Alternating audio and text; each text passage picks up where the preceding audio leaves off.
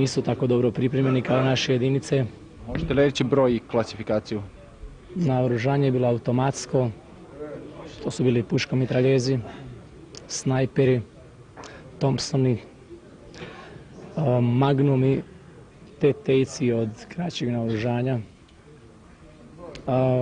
U osobnim automobilima koji su nađeni iza barikada pronađena je veća količina municije i naoružanja i većina civila koja je zaustavljena bila je naoružana. U to vrijeme kada se odvijala pucnjava nije bilo slučajnih prolaznika. Svi koji su zaustavljeni, kod njih je pronađeno naoružanje i može se smatrati da su na neki način sudjelovali u svemu tome. Da li ste možda tokom dana imali nekih, recimo, civilnih kontakata sa predstavnicima takozvanog paketa? Ne, mislim da sam kontakt sa predstavnicima.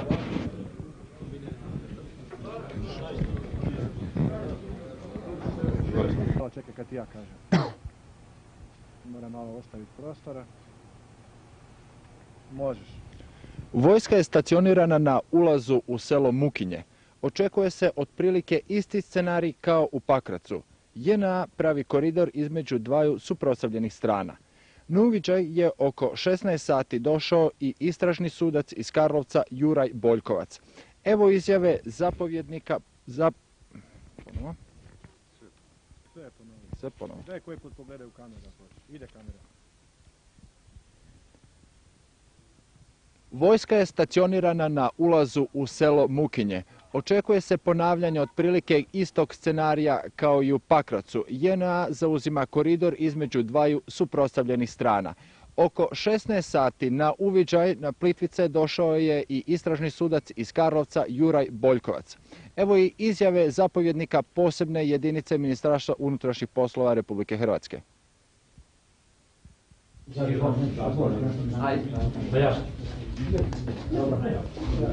U autobusu.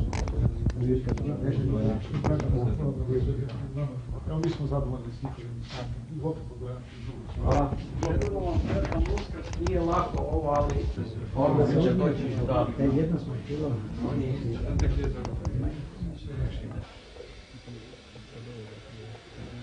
Radi obavještavanja javnosti, rodbine i svih ostalih poznanika, ja ću vam pročitati njihova imena i točno njihove ozljede i šta im je u toku boravka u bolnici urađeno. Prva je Ivaneša Vesimir, rođen 1965. godine. On je zadobio prostor lijeve nadlaktice sa ustrelom ranom mišića lijevog prsišta, ali na svu sreću bez ustrela lijevog prsišta i bez ozljede pluća. Na njegovoj nadlaktici prilikom ranjavanja, odnosno prostrela, došlo je do rasrgnuća arterije, ozljede vene i živaca. Profesor dr. Vladimir Lujetić, koji će poslije dati izjavu sa ekipom, uradio je veoma složeni i dugotrajni operacijski zahvat i bolesnik je za sada dobro. Drugi bolesnik je Jagečić Dražen, rođen 1970. godine. Zadobio je prosjernu ozljedu lijeve potkoljenice sa prelomom jedne kosti. Urađena mu je kirurška obrada rane. Treći ranjenik je Peša Stanimir, rođen 1970. godine. On ima strijelnu ozljedu desnog bedra i urađena je kirurška obrada rane. Četvrti je Kožul Karlo, rođen 1967. godine. Zadobio je strijelnu ozljedu desne potkoljenice, urađena je kirurška obrada rane. Peti bolesnik, odnosno ranjenik je Lončar Damir, 1969. godine rođen. Zadobio je prostor lijeve šake u predjelu dlana. Urađena je kirurška obrada rane.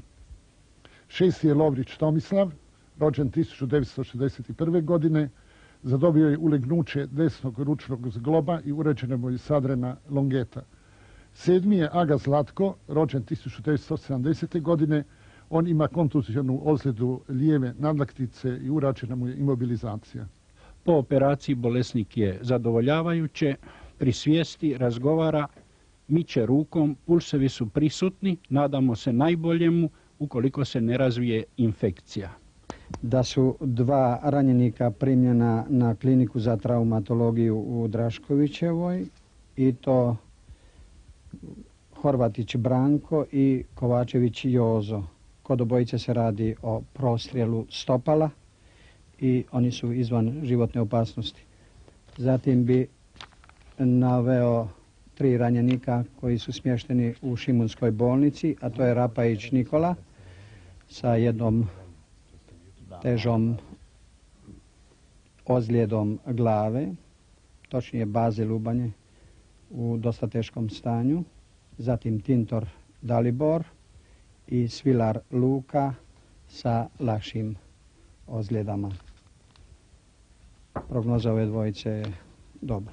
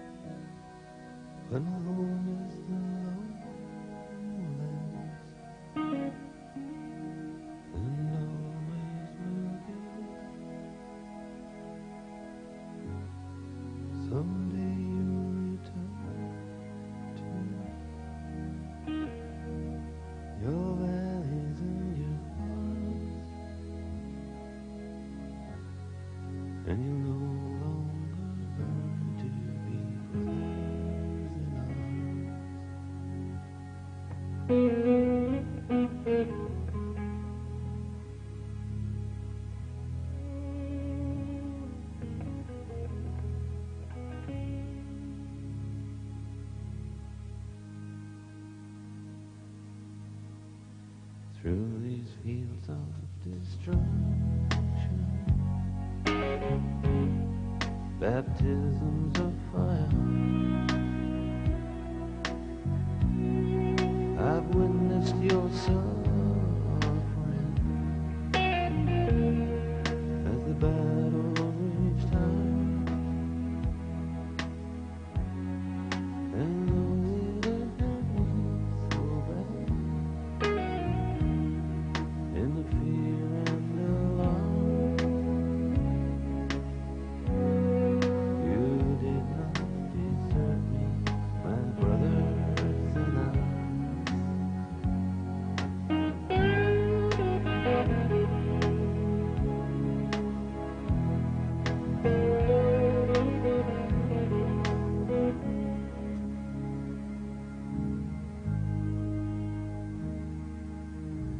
There's so many different worlds, so many different suns, and we have just been but we live in different worlds.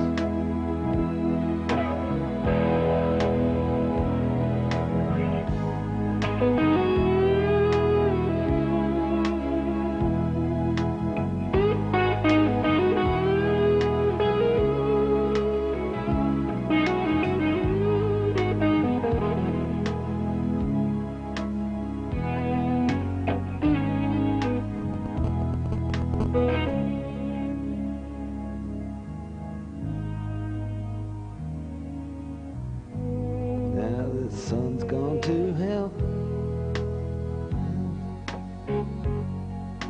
moon's riding high.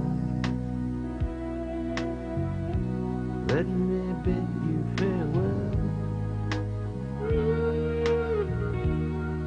Every man has to die, but it's written